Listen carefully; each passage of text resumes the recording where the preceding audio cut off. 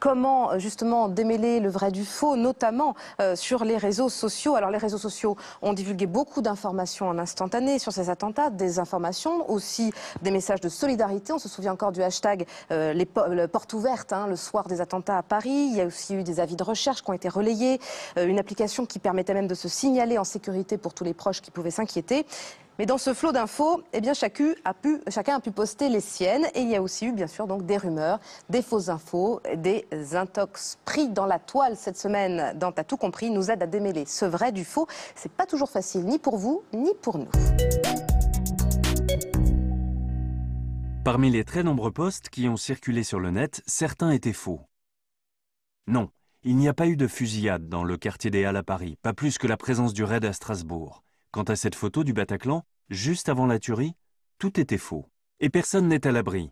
Même l'ambassadeur de France aux États-Unis s'y est laissé prendre. Sur son compte Twitter, il a réussi à relayer 2 photos de la Tour Eiffel et de l'Empire State Building sorties de leur contexte. Dans ce genre de situation, tout va très vite et on publie souvent sans vérifier. Détecter les rumeurs et vérifier les faits, c'est la spécialité des décodeurs du Monde.fr. Dimanche dernier à Paris, des rassemblements spontanés se sont transformés en mouvements de panique. Twitter s'emballe. C'est-à-dire qu'on voit à ce moment-là sur Twitter des gens persuadés d'avoir entendu un coup de feu et qui sont sans doute de bonne foi. Ils ne s'amusent pas à dire ça pour affoler tout le monde. Et en fait, ce qu'ils ont entendu, c'est un pot d'échappement, c'est une ampoule qui éclate, c'est quelque chose comme ça. Mais comme c'est retranscrit et comme d'autres gens de bonne foi s'inquiétant pour leurs amis qui y sont relaient le tout frénétiquement, on aboutit à une situation de panique en 2 minutes et demie, pour rien en fait. Autre exemple, après les attentats, toujours sur Twitter, les avenues de Paris seraient désertées. Petit problème, le feuillage est bien trop vert pour un mois de novembre. Il y a une méthode pour déceler ces fausses images. Sur Google Images, par exemple, on peut, au lieu de rechercher des mots, on peut rechercher des images. Donc on a mis les images en question dans Google Images. Et en fait, on retrouve les sites dans lesquels elles apparaissent. Et on s'est aperçu qu'il y avait des photos qui en fait remontaient à 2010, 2008, même 2004. Et en fait, c'est simplement des gens qui les avaient reprises d'autres contextes et qui avaient changé la légende et qui avaient fait croire que c'est des photos d'aujourd'hui, juste après les attentats. Pour éviter ce genre de manipulation sur les réseaux sociaux, mieux vaut ne pas se fier à des sources inconnues et prendre le temps de recouper ces informations. Ralentissez, c'est pas grave de partager tout de suite un truc ou de prendre 5 minutes pour vérifier que ça s'est bien passé, surtout quand on est journaliste particulièrement.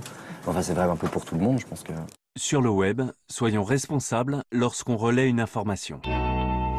Alors, est-ce que vous avez relayé des infos, des SMS ce soir-là? Est-ce que vous avez détecté des fausses infos personnellement? Ça vous est arrivé là sur le web récemment? Oui, Elliot?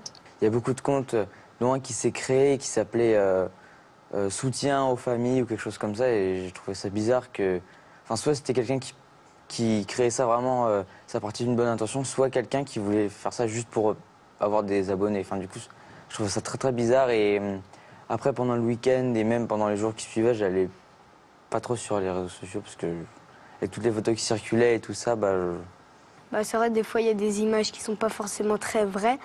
Je trouve ça un peu égoïste parce que si c'est seulement pour soi, pour se faire, comme il a dit, des abonnés, c'est pas très sympa pour les autres, enfin pour les familles des victimes ou les blessés, tout simplement. Donc, moi, je trouve ça un peu égoïste. Ambre, toi, moi, pareil, j'évite un maximum. Voilà, je regarde éviter la télé aussi, toi. Enfin, soit c'est la télé, et soit c'est rien, et parce que je sais que ça m'apportera rien à part de la peur. Donc, c'est-à-dire que tu boycottes un peu les images, toi? Ouais, voilà. Enfin, je considère qu'il faut, faut se tenir au courant, faut voir des images et voilà.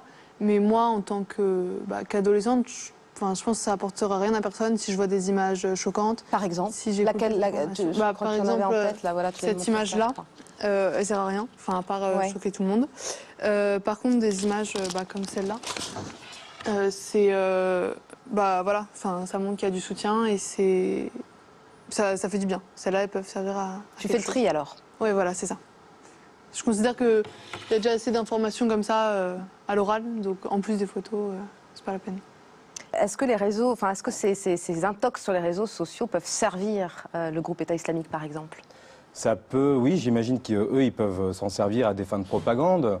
Ils peuvent même se servir d'images de bombardements en Irak ou en Syrie pour dire regardez ce que fait la France ici. Alors des fois, ils peuvent vraiment utiliser des images de civils qui se sont fait attaqués par les bombes, mais ils peuvent aussi détourner des images de Syrie pour faire croire qu'il se passe des choses. Et on sait que ces combattants, notamment, enfin beaucoup qui viennent d'Europe, ils sont très actifs sur les réseaux sociaux. Et même j'aurais tendance à dire, et ça on s'en rend pas compte ici, mais tous les Syriens aujourd'hui sont très très actifs sur les réseaux sociaux. Je pense que comme ils n'ont plus de télé, il n'y a plus vraiment de radio, etc. Les Syriens que vous rencontrez, qui sont en exil à droite à gauche, ils sont tout le temps sur leur téléphone portable et ils s'informent beaucoup par Facebook et par ces réseaux sociaux. Ouais.